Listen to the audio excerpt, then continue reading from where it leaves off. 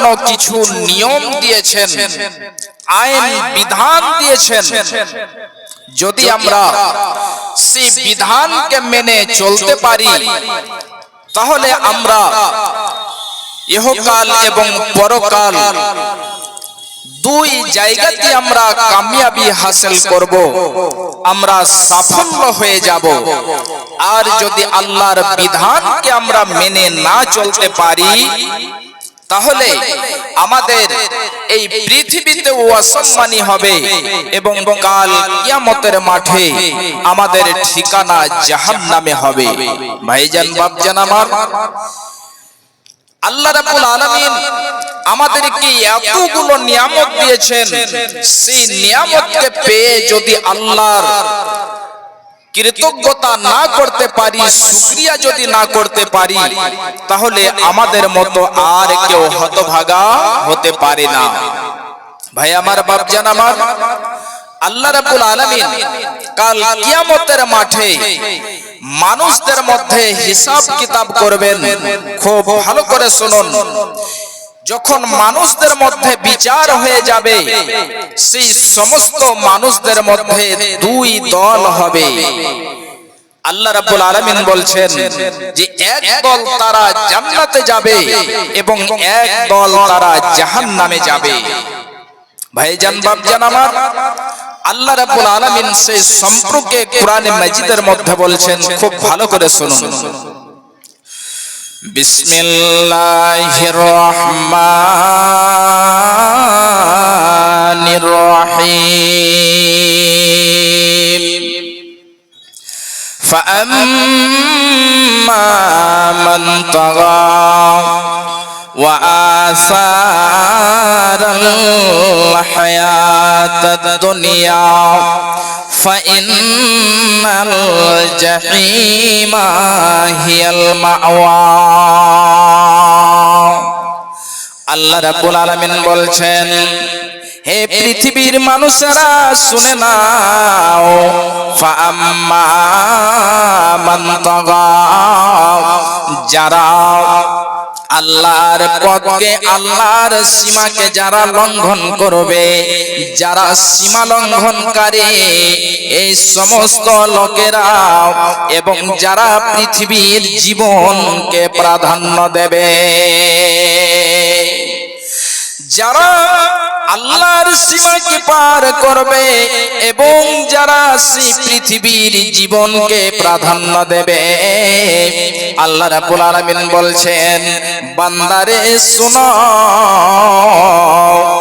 ফাইন্নাল জাহিমা হিয়াল মাওয়া, এদের ঠিকানা হবে জাহান্নাম। এদেরকে জাহান্নামে যেতে হবে, এরা জাহান্নামে যাবে। তাহলে দুইখানা জিনিস আল্লাহ রাব্বুল আলামিন বলে দিলেন, যে ব্যক্তির মধ্যে এই দুইখানা জিনিস পাওয়া যাবে, অর্থাৎ যারা আল্লাহর সীমাকে পার করবে, যারা হলো সীমা লঙ্ঘনকারী, এবং যারা পৃথিবীর জীবনকে প্রাধান্য দেবে, এই সমস্ত লোকের ঠিকানা জাহান্নাম হবে।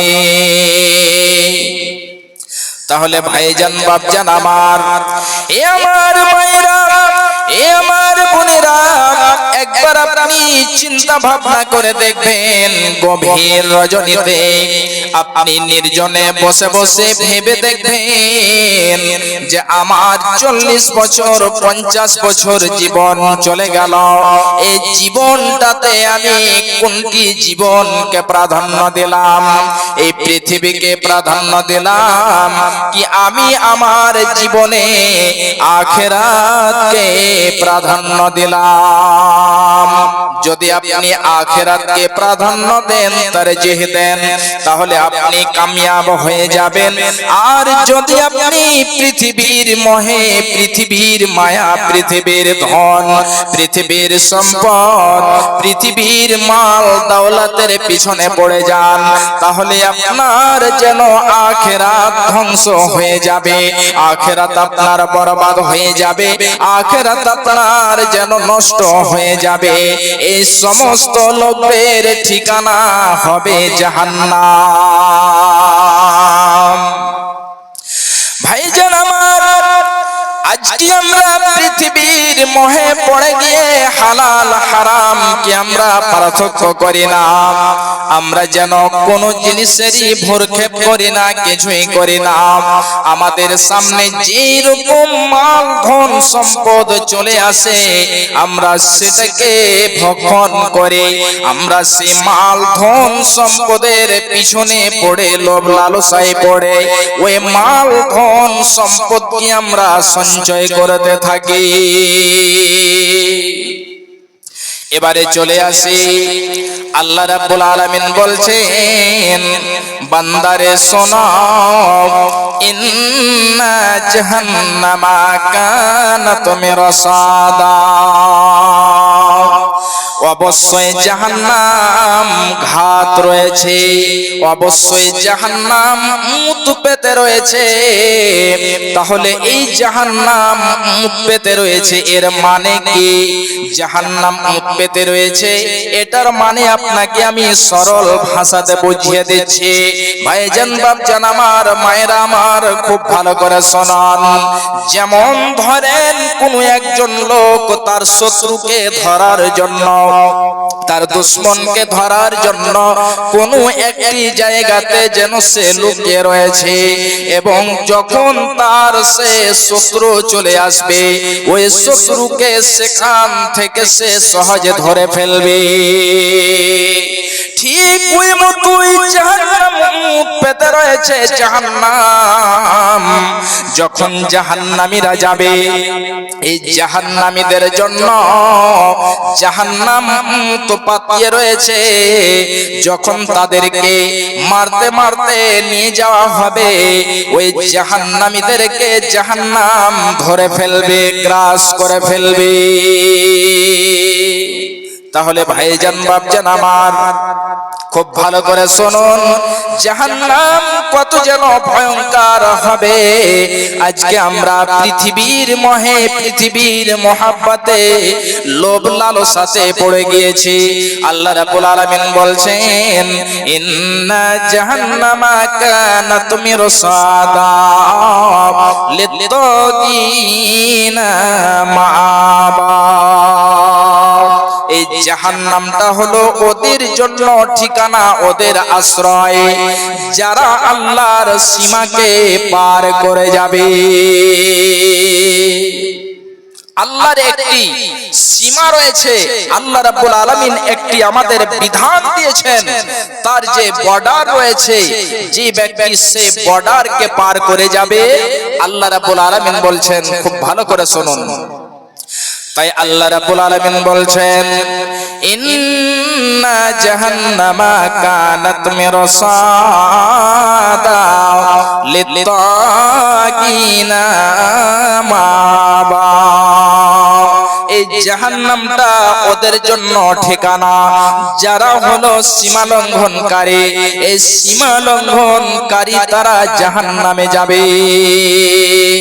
ভাইজান বাপজান আমার, আল্লাহ রাব্বুল আলামিন বলছেন, লাবিসিনা ফিহা আহকাবা লা ইয়াযুকুনা ফিহা বারদান ওয়ালা সারাবা। জাহান্নামের মধ্যে যখন জাহান্নামীদেরকে নিয়ে যাওয়া হবে, জাহান্নামীদেরকে জাহান্নামে যখন ফেলে দেওয়া হবে, আল্লাহ রাব্বুল আলামিন বলছেন যে জাহান্নামে তারা জামানা জামানা ধরে, যুগ যুগ ধরে, কাল কাল ধরে তারা জাহান্নামের মধ্যে জ্বলবে। বছর কেটে যাবে, কাল কেটে যাবে, জামানা কেটে যাবে, তাদেরকে বের করা হবে না, তারা জাহান্নামের মধ্যে সর্বদাই থেকে যাবে। একটি হাদিস আপনাদেরকে আমি তুলে দিচ্ছি, খুব ভালো করে শুনুন। বিশ্বনবী বলছেন, যখন জান্নাতীদেরকে জান্নাতে দিয়ে দেওয়া হবে, জাহান্নামীদেরকে জাহান্নামে দিয়ে দেওয়া হবে। জান্নাতীরা জান্নাতে যাবে এবং তাদেরকে সমস্ত রকম নিয়ামত দিয়ে দেওয়া হবে। যত রকম নিয়ামতের ওয়াদা করা হয়েছিল, অঙ্গীকার করা হয়েছিল, সমস্ত নিয়ামত তারা পেয়ে যাবে এবং জাহান্নামীদেরকে জাহান্নামে নিয়ে যাওয়া হবে।